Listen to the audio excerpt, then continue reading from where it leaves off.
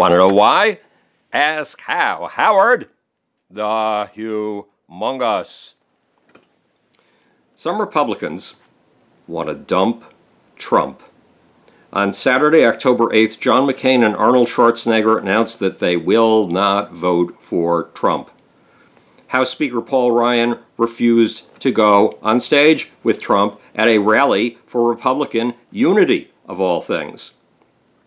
And roughly half a dozen other Republican elected officials disavowed the Donald. Why? Because of a 2005 tape revealing Donald Trump's approach to women that he finds attractive. Trump talked about kissing these women when they were unwilling and grabbing them by the pussy. In other words, Trump delights in sexual assault. What is this revelation? Why does this revelation show signs of turning the tide in Trump's campaign? Why is his delight in sexual aggression making headlines like the one in the Washington Post that says, quote, "The GOP is consumed by crisis as more Republicans call on Trump to quit the race"? Because this is what a lot of us suspected about Donald Trump all along. And it is precisely what Trump's surrogates have denied over and over again. What's more, this scandal is about sex, and sex is very strange. We obsess on it. It's in our thoughts in one form or another almost every waking hour of the day, and sometimes sex obsesses us even as we sleep. So when a headline focuses on sex, it is hard for us to pass it by. What's more, sexual scandal has been used in political rhetoric for thousands of years. The Roman supporters of one candidate would scrawl negative ads about their competitors on the walls of houses.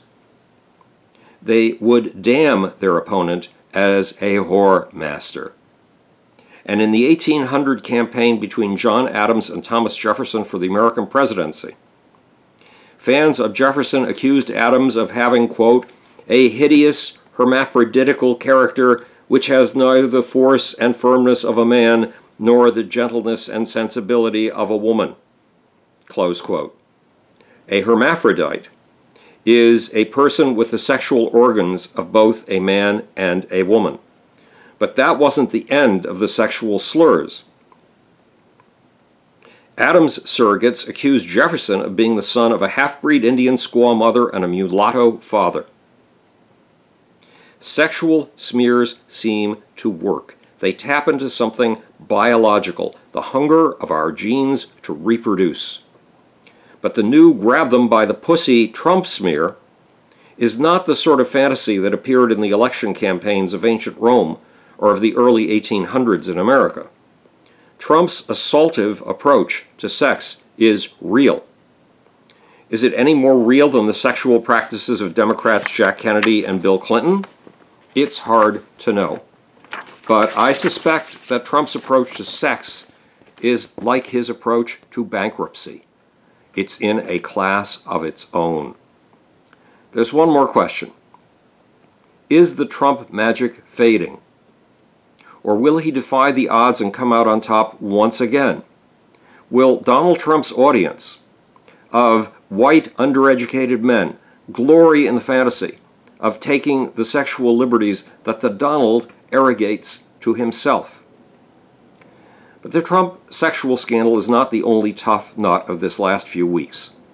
On September 29th, Barack Obama explained to the mother of an American soldier who had died at the hands of Islamic terrorists why he would not use the phrase Islamic terrorism.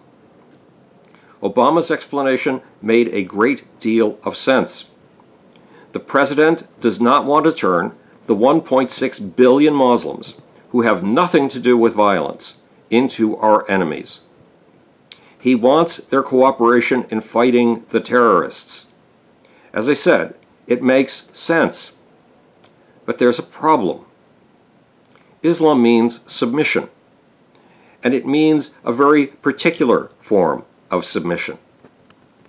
It means following in the footsteps of Muhammad, and Muhammad built a killing machine. The one true prophet commanded 65 military campaigns and personally led 27 of them. He conquered 317 square miles of territory a day. And he said that there were two keys to war: lies, dishonesty, deceit, deception, and terror. Yes, terror was one of Muhammad's favorite words. Before the World Trade Center fell, there was an online source called Azam Publications. It was a source affiliated with Al-Qaeda. And your brothers at Azam Publications asked a simple question: shall we say Muhammad was a terrorist? Your brothers at Azam then pointed to a piece of evidence. Muhammad assaulted a Jewish village that had done him absolutely no harm. Then Muhammad ordered the killing of every single male old enough to have pubic hair. Muhammad sat in the market square of Medina and watched as between 700 and 900 men and boys had their heads sawed and chopped off. In other words, Muhammad led what subsequent Islamic scholars regarded as a genocide. He led the complete extermination of an entire tribe. And that, said the scholars, made genocide obligatory. Yes, obligatory. Genocide is a must when a people threaten the corruption of Islam. Corruption, by the way, comes from believing anything other than Islam. Darwinism, Buddhism, Freudianism, Marxism, democracy. Take your pick. Those are all sources of corruption to Islam. One of the most recent scholars who enthused about Muhammad's example of genocide was the Ayatollah Ruhollah Khomeini. Khomeini is the George Washington of modern Iran. He is the man who established the current Islamic revolutionary regime in 1979. And even today in 2016, 27 years after his death, Khomeini's word is law in Iran.